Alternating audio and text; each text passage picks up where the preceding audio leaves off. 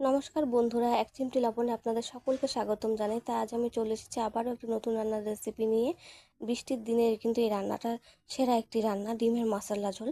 তো এই রান্নাটা কিন্তু বৃষ্টির দিনে আমার বাড়িতে অবশ্যই করা হয়, তোমরাও বাড়িতে করে দেখো। এর জন্য লাগবে সেদ্ধ করা ডিম, সেদ্ধ করা ছোটো আলু। এই রান্নার জন্য কিন্তু সেদ্ধ করা ছোটো আলুই লাগবে, অন্য কোনো আলু ব্যবহার করলে ভালো লাগবে না।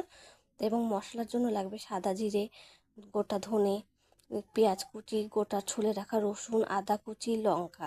এগুলো আমি মিক্সিতে পেস্ট করে নেব। এরপর কড়াইতে তেল বসিয়ে আমি সেদ্ধ করা ডিমগুলো দিয়ে লবণ হলুদ দিয়ে হালকা করে ভেজে নেব। এবং সেদ্ধ করা ডিমগুলো কিন্তু দু সাইড থেকে আমি চিড়ে রেখেছি যাতে লবণ হলুদ ঢোকে। তাই এইটা কিন্তু এই 5 মিনিট মতন হালকা ফ্লেমে ভাজলেই কিন্তু ডিমটা ভাজা হয়ে যাবে। তা আমি দেখো আমার ডিমটা কিন্তু ভাজা হয়ে আসছে। তাই ডিম ভাজা হয়ে গেছে। এরপর আমি ভাজা ডিম নামিয়ে নেব। এবং সেই তেলেই কিন্তু এবং জিরে তেজপাতা সম্বার দিয়ে মশলাটা ঢেলে দেবো। তাই বৃষ্টির দিনে কিন্তু এই রান্নাটা অবশ্যই তোমরা তোমাদের বাড়িতে একবার করে দেখো কেমন লাগে।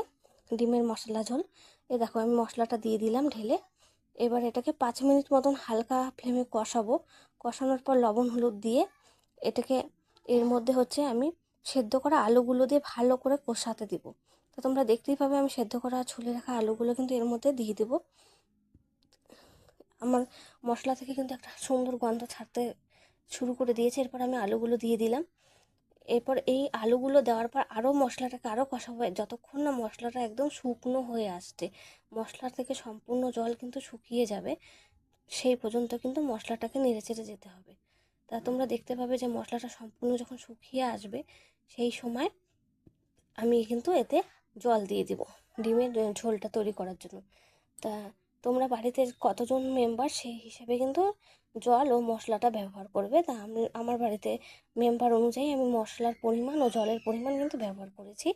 এবার এই ঝোলটা যখন ফুটতে শুরু করবে, মোটামুটি ফুটে আসবে, যখন দেখো এটা থেকে বলক বেরোচ্ছে, সেরকম সময় আমি ডিমগুলো ছেড়ে দেবো। বলক দেওয়ার পর ডিমগুলো ছেড়ে মোটামুটি 5 মিনিট মতন এই ডিমটাকে ফোটাতে হবে। তারপর নামিয়ে নিলেই কিন্তু তৈরি হয়ে যাবে ডিমের মশলা ঝোল। তা আমার বাড়িতে বৃষ্টির দিনে কিন্তু এই ডিমের মশলা ঝোল অবশ্যই করা হয় বৃষ্টির দিনে। তো তোমরাও